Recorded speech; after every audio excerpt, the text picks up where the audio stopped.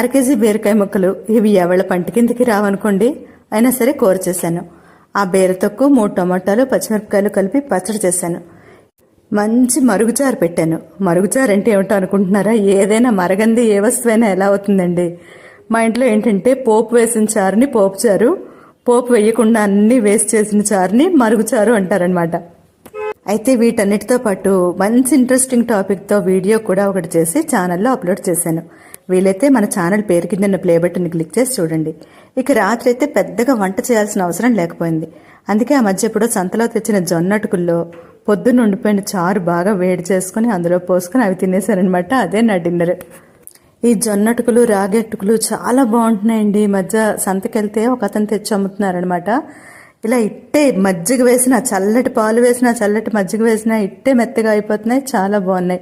Video చూసి మీ అభిప్రాయం చెప్పడం మర్చిపోకండి. అందరికీ శుభరాత్రి.